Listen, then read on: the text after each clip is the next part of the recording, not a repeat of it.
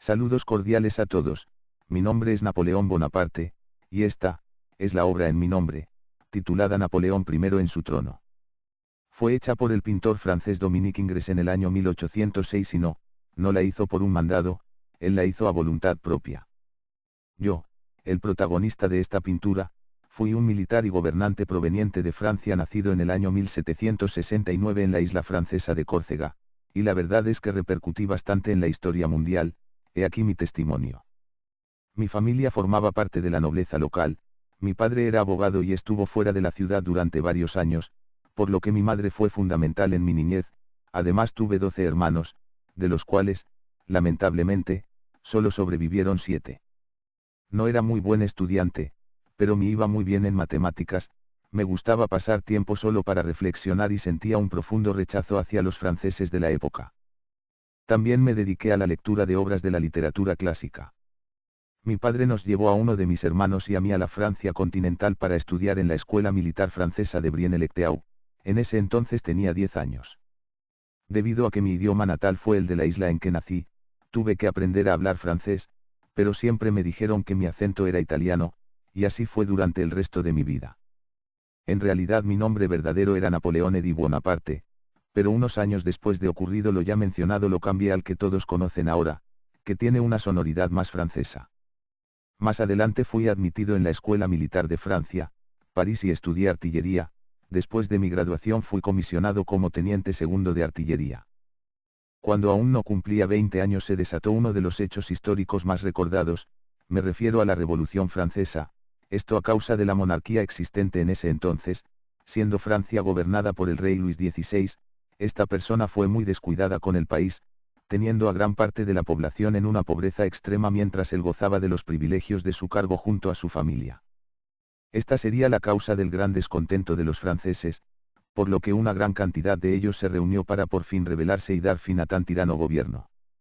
A los 23 años abandoné el ejército francés y volví a mi tierra natal, Córcega. Siendo teniente de la Guardia Nacional entré en la política corsa, rivalizando a uno de mis ídolos de la infancia, Pasquale Paoli, al cual lamentablemente no pude vencer, por lo que me desterraron de dicho lugar. Tiempo después me seis en la obligación de embarcar a Francia junto a mi madre y hermanos, pero nos encontramos con la sorpresa de que Robespierre, el líder de la revolución, tenía al país hecho un desastre, abusando del poder que en ese momento tenía y creyéndose una especie de entidad superior. Todo aquel que no le adoraba o que se pusiera en contra de su postura y persona era sentenciado a muerte en la guillotina. Su era de poder habría sido finalizada a causa del enojo de los franceses por todo lo que estaba haciendo en el país, siendo este personaje condenado a morir en la guillotina, artefacto que curiosamente él mismo había creado. Más tarde fui readmitido en el ejército como capitán de artillería, siendo destinado a una ciudad francesa llamada Toulon, lugar que estaba invadido por la flota inglesa. Aquí comenzaron mis grandes hazañas. En 1975 el ejército y el pueblo se unieron para restaurar la monarquía, tuve el poder en el gobierno, el cual utilicé para enfrentar a los revolucionarios. Poco después fui nombrado como general. Mi primera batalla como comandante general del ejército francés fue contra los austriacos, donde mi gran capacidad de estrategia hizo que obtuviéramos la victoria frente a un ejército superior, ganándome así el respeto de mis hombres. Sin embargo, lo más importante de todo esto fue haber conseguido la paz con Austria y sus aliados. Luego de 3 campañas, me seis en la situación de abandonar a mi ejército para regresar a Francia y salvar al país de la crisis del Directorio. En 1779 llevé a cabo un golpe de Estado e inicié un nuevo régimen, este fue el consulado, en el cual las personas que estuvieran dentro de territorio perteneciente al país tendrían que ser regidos por nuestras reglas. En 1800, cerca de la ciudad de Alessandria al noroeste de Italia se dio a cabo la batalla de Marengo, el ejército a mi mando fue atacado de sorpresa por los austriacos, no obstante, como llamado desesperado de mi parte, fueron enviadas tropas francesas al lugar para contraatacar, las cuales fueron dirigidas por el general de Sykes. Fue así como obtuvimos la victoria, murieron en batalla pocos franceses, pero lastimosamente de Sykes no logró sobrevivir.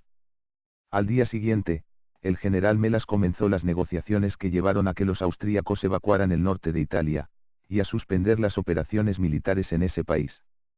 En 1804 fui declarado emperador bueno, yo mismo me declaré emperador. Entre mis principales medidas estaban restablecer la paz en Europa, hacer desaparecer los diezmos, entre otras medidas con las que se lograría la igualdad de los ciudadanos, aunque varios dicen que solo fue una forma de excusarme por mis actos. Una de mis medidas más polémicas fue el bloqueo continental sobre las mercancías británicas, con el objetivo de arruinar su poder comercial. Lo sé, fue un poco cruel de mi parte, pero eran enemigos. Conquisté Portugal y nombré a mi hermano José rey de España después de lograr la abdicación de Fernando VII, o sea, que renunciara a su puesto. Hablando brevemente de mi vida amorosa, me casé 2 veces, siendo mi primera esposa una viuda aristócrata criolla con 2 hijos, y la segunda una mujer llamada María Luisa de Austria. En 1812 quebré una alianza que tenía con San Alejandro I, atacando a Rusia, pero mi ansiedad de poder me trajo consecuencias, por lo que terminé doblegado ante el país. Conservé mi título de emperador teniendo estancia en la isla de Elba, de la que huí en 1815. Intenté recuperar el poder, pero caí totalmente en la batalla de Waterloo. Finalmente, abdiqué en favor de mi hijo Napoleón II, y acto seguido, fui recluido en la isla de Santa Elena siendo cautivo de los ingleses hasta mi muerte en 1821. Bien, esta fue mi historia y aporte a la humanidad, que, según mi humilde opinión, no es menor. Habré muerto en manos de enemigos, pero no cabe duda de que junto con mi muerte nació una leyenda. Agradezco mucho tu atención, y espero haberte sido de ayuda para retroalimentarte de aprendizaje y nuevo contenido informativo.